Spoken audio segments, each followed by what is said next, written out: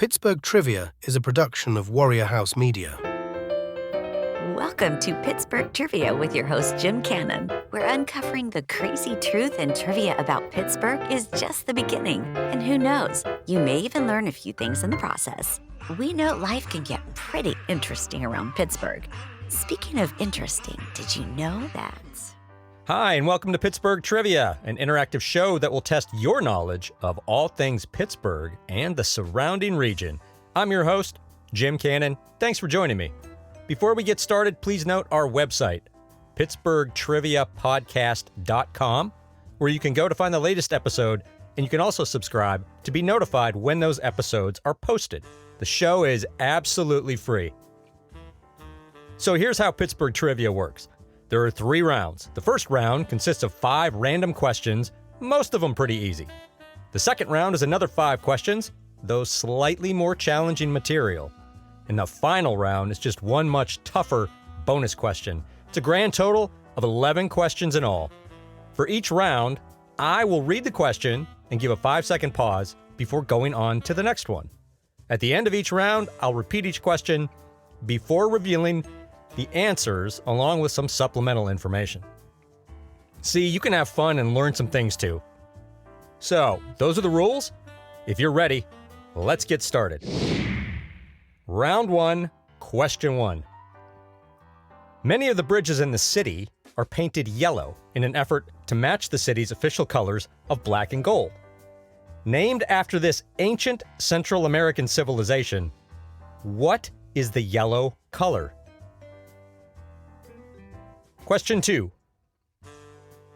During World War II, some pro sports teams couldn't field enough players due to members of both teams serving in the military. In the 1943 football season, the Steelers and the Eagles combined for just that season. What was the name of that team? Question 3. Completed in 1971 and built as the headquarters for Pittsburgh's best-known industrial powerhouse, the building was also the headquarters of aerospace firm Rockwell International until 1988.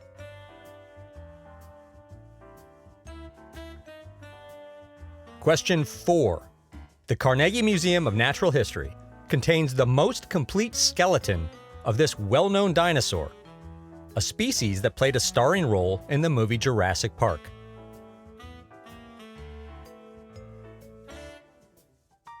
In question 5, long before he got into politics, this future U.S. president spent time in the Pittsburgh region as a land surveyor, working by himself, living off the land, and forming relationships with some native tribes.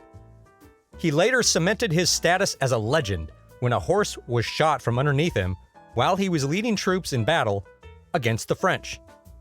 Who was he? All right, that's it for round 1 questions. Before we check the answers, just a reminder, if you're enjoying the show, please hit that like button and subscribe to the show. It's free, and after all, what's better than that? Okay, let's check the answers for round 1. Many of the bridges in the city are painted yellow in an effort to match the city's official colors of black and gold. Named after this ancient Central American civilization, what is the yellow color? And the answer is Aztec gold. So you might look at all the teams in the city, the Steelers, the Pirates, the Penguins, and the uniformity of the colors and think, okay, everyone matches. Well, not quite. The Steelers have one distinct gold color, the Penguins and Pitt Panthers share their gold hue, and the Pirates, well, they've had a bunch of different colors over the years, but all unique to the team. Remember when they changed from the gold to that sort of Dijon brown for a couple of years? Oh, that was terrible. So to the untrained eye, the black and gold is identical across the board, but the devil is in the details. Question 2. During World War II, some pro sports teams couldn't field enough players due to members of both teams serving in the military. In the 1943 football season, the Steelers and the Eagles combined for just that season. What was the name of the team? The answer is the Steagles. In order for these guys to stick around and play, most of them had some kind of deferment from military service. Either they were already in and got out, or they had a family exception, or they just weren't medically fit. For example, Tony Bova, who had 17 receptions to lead the Steagles in receptions, was actually blind in one eye. Troy Smith, a kicker, had a prosthetic leg. The team name was officially Phil Pitt Combine, but the combo name of Steagles hit the newspapers and it became widely accepted. Believe it or not, Steelers owner Art Rooney wanted to keep the arrangement the next year, but was turned down by the NFL. Question 3. Completed in 1971 and built as the headquarters for Pittsburgh's best-known industrial powerhouse, the building was also the headquarters of aerospace firm Rockwell International until 1988. And the answer is the U.S. Steel Building, also known as Steel Tower or USX Tower. Question 4. The Carnegie Museum of Natural History contains the most complete skeleton of this well-known dinosaur, a species that played a starring role in the movie Jurassic Park. Everybody who's been to the museum should know this. It's the Tyrannosaurus Rex. The T-Rex on display at the museum was originally discovered in 1902, but didn't end up at the Carnegie until 1941 when the museum bought it. And it's what is known as a holotype, which is a specimen upon which a given species is based. That means all other specimens of the same species are compared to this one. So while it might be semantics, the T-Rex at the Carnegie is commonly referred to as, quote, the first specimen of a T-Rex. And question 5. Long before he got into politics, this future U.S. president spent time in the Pittsburgh region as a land surveyor, working by himself, living off the land, and forming relationships with some native tribes. He later cemented his status as a legend when a horse was shot from underneath him while he was leading troops in battle against the French. The answer is, this was the OG, this is George Washington. So on July 9th, 1755, Washington was accompanying General Braddock and 1,300 of his troops. And they were on a mission to go take Fort Duquesne, which was located at what is now Point State Park, from the French. So they were about 10 miles away and they got ambushed by a small force of French and native fighters. During the fight, most of the British officers were wounded or killed, including Braddock, and panic set in amongst the troops. So Washington stepped in and restored some order. During the battle, he had not one but 2 horses shot out from underneath him. And after the battle, his coat had 4 holes from musket balls. His cool head didn't save the mission, but it saved the remaining troops, and he kind of developed his own legend at that point. All right, how did you do on round 1? I hope they were pretty easy for you because we're going to the next round where some of the questions will be a little bit tougher. Are you ready?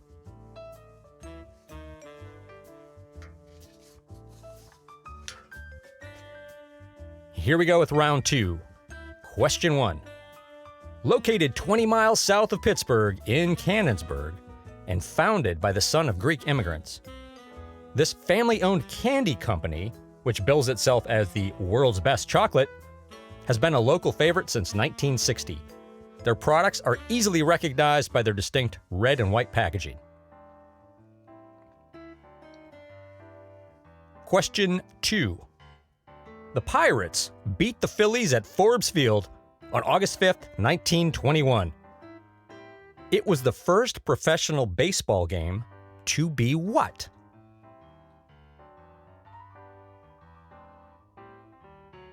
Question 3. Dr. Jonas Salk of the University of Pittsburgh was responsible for creating the first polio vaccine, a move that helped virtually eradicate the debilitating disease. In what year did the first polio vaccine trial occur? Was it 1950, 1952, or 1954? Question 4. Playing in the Civic Arena from 1978 to 1986, the Pittsburgh Spirit played what sport?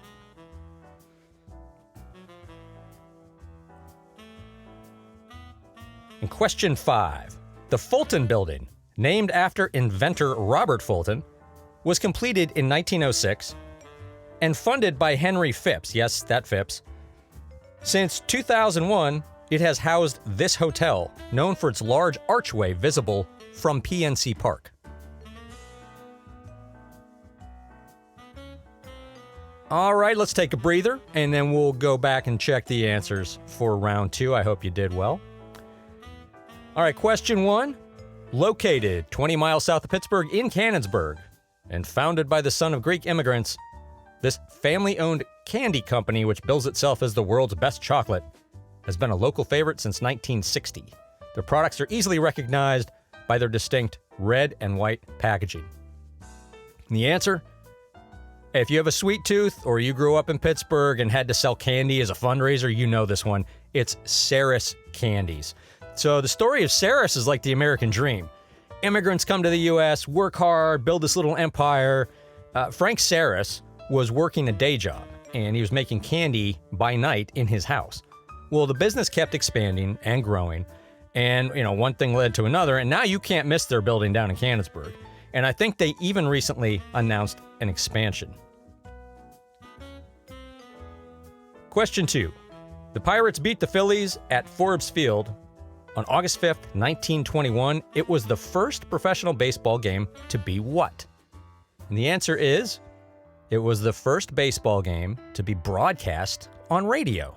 The guy who called the game was named Harold Arlen, and he'd been an engineer at Westinghouse and was sort of talked into getting behind the microphone. In 1972, Arlen actually came out of retirement to call one inning pitched by his grandson Steve, who was playing for the San Diego Padres. But his initial broadcast, kind of set the wheels in motion for what we now call sportscasting. Oh, and bonus points if you knew that the radio station in 1921 was KDKA. Question 3. Dr. Jonas Salk of the University of Pittsburgh was responsible for creating the first polio vaccine, a move that helped virtually eradicate the debilitating disease. In what year did the first polio vaccine trial occur? Was it 1950, 1952, or 1954? And the answer is 1952. Salk worked for a few years on identifying the right strain to use. The first successful trials of the vaccine happened in July of 1952 when Salk injected 43 children with his vaccine. He vaccinated his own kids in 1953 and 1 million children in 1954, with the vaccine being officially declared safe in 1955, when it began its global expansion. And in an odd twist, the vaccine wasn't even patented, but instead given out free to a number of pharmaceutical companies. Question 4. Playing in the Civic Arena from 1978 to 1986, the Pittsburgh Spirit played what sport? And the answer is indoor soccer. The Spirit was one of the original 6 teams in the Major Indoor Soccer League, or MISL. As I recall, they had players from a bunch of different countries, and I don't know if any of you recall the logo, but it was a soccer ball kind of sweeping upward like a little whoosh symbol. I don't know what that's officially called, but I do remember the image. In question 5, the Fulton Building, named after inventor Robert Fulton, was completed in 1906 and funded by Henry Phipps. Since 2001, it has housed this hotel known for its large archway visible from PNC Park. And the answer is the Renaissance Hotel. Fantastic place, old classical style hotel with spacious rooms. And also, if you're kind of a baseball fan but don't like going to the park, or if by some miracle the Bucks ever make it to the playoffs again and you can't score tickets, try to get a room on one of the upper floors at the hotel looking across the river. It is a magical view of the park. And that is it for round 2. Great job. Now it's time for the bonus question, and this one's going to test you a bit. So when I read the question, I'll give you a few extra seconds to think about it. Are you ready? And here we go. There are 4 sets of tunnels that go beneath or through Mount Washington to provide access to the city. Name 3 of the 4.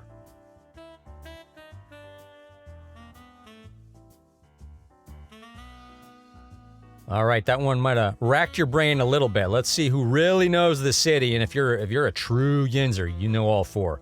The 2 really obvious ones are what? Fort Pitt and Liberty. Now, a third set of tunnels that some of you might know is the Wabash Tunnel, the one that spits you out right by the Station Square parking garage. It's sometimes open, sometimes not, but it is one of the tunnels. And the last one, which I'm guessing only a few of you got, and this was kind of tricky, and it's kind of a technicality since pedestrians can't use it, it's the Mount Washington Transit Tunnel. And it's used by the Port Authority for the T and their buses. And this one also deposits you by Station Square, but right at the Smithfield Street bridge. So that one might have been a little tough for most of you. And that's it for this episode. I hope you had some kind of fun blowing off the dust on your knowledge of all things Pittsburgh playing along. If you like the show and want to provide some feedback, you can send an email to host@pittsburghtriviapodcast.com. Also, if you want to hear more episodes, do us a favor, please hit the like button and subscribe. It's free and it helps keep the podcast alive and well. Thank you so much for listening. We'll see you next time. What? You're never gonna believe this.